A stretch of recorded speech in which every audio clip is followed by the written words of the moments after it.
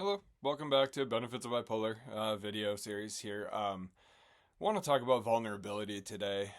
This topic came up the other day when I was talking to somebody about basically how I've gotten the help I've gotten, how I have found some stability, things that I've talked about on here before.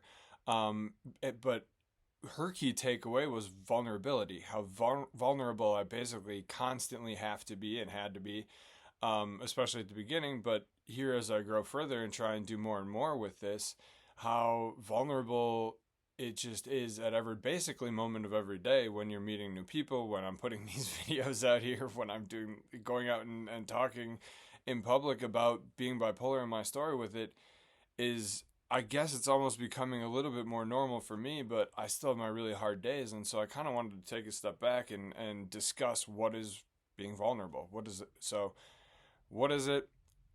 How have I had to be vulnerable to get where I am, and the benefits that I've derived from being vulnerable.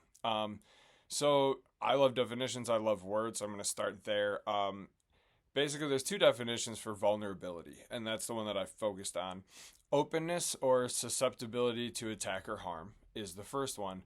Um, but the next one is the one that I really focus in on here, and that's a willingness to show emotion, or to allow one's weaknesses to be seen or known. And clearly, I think that this one fits pretty much anyone with a mental illness and anyone seeking help. You are absolutely have to show and put all of your emotions and all of your weaknesses literally front, center, forward, and just have to stare at them, face them, hate them, try and fix them, get see if you can get help. But really, at the forefront of it all is admitting there's something wrong, whether or not it's your fault.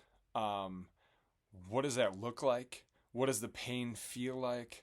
What have those worst moments looked like? I mean, the type of stuff that you have to share just to get help and really just to get a diagnosis when you're living with mental illness is deep, and if you're working with somebody, which I really, only once really that I've had the misfortune to, but who doesn't know how to handle that, you're absolutely putting yourself up to susceptibility to harm. And a lot of times when you're talking about it in public, and I fortunately haven't really experienced this other than really lightly, you are putting yourself up to susceptibility to attack. Um, People do like to prey on the weak. I think that's very human. I think that's very natural in the world. Unfortunately, now on the opposite side of it, now to get to the positives of it, being vulnerable is the only way that I've gotten, like I said before, all of the help that I've had. And to take it a step further, what it's really allowed me to do is meet new people who are also vulnerable or who have been vulnerable in the past and have gotten through it, who have worked through it, who have can then help me work through that vulnerability myself. It certainly makes me more free. I think that's a really important part for me is to get over those fears of starting to be vulnerable, getting the help, sharing with people, allowing them to help you. You're kind of wondering at the beginning, why am I doing all this? And really, it's a freedom that comes with it, and it's a connectedness that comes from being vulnerable.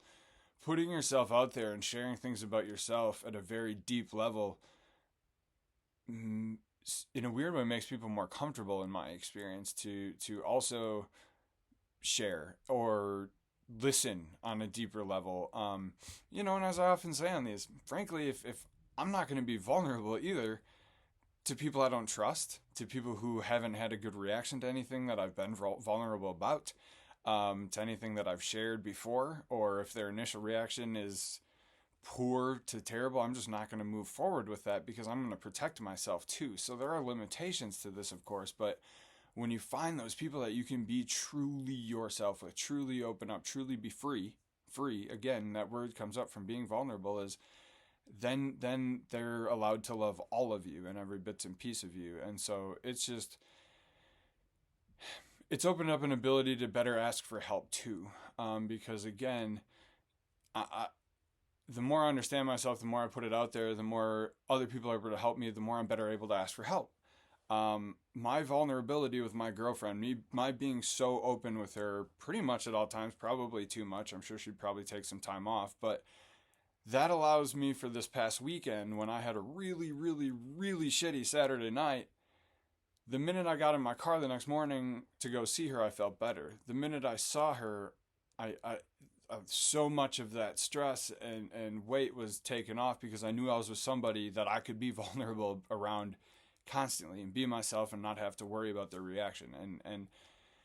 That is just absolutely has been invaluable to me. Added a couple stuffed animals behind me. Yes, 36-year-old male and I have stuffed animals, but I'm vulnerable.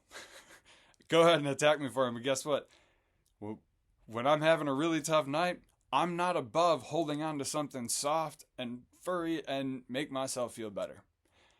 Because again, why would I be too proud to be vulnerable if it's going to help me? At the end of the day, my only goal is to get better. And I mean, to take that further, then my goal is to help other people at least not feel alone. If not, maybe get better. I mean, I'm not out here giving advice. I don't have any letters behind my name, but I have 20 years of lived experience that the only success that I've derived is in the last few years after I started to become vulnerable and admit the problems that I had in my life. So for me, it's just been one of those key benefits really for me of having bipolar is that, or not having it, again, that's too positive, but of finding out that I was living with bipolar. That was a benefit because it allowed me to be vulnerable, allowed me to get the help, allowed me to be comfortable doing stuff like this, growing those relationships that I have, and be comfortable with, little giraffe and red panda behind me. So be well, everybody. Have a great week and weekend. Thank you so much, and love the couple comments that I've gotten. Thank you again.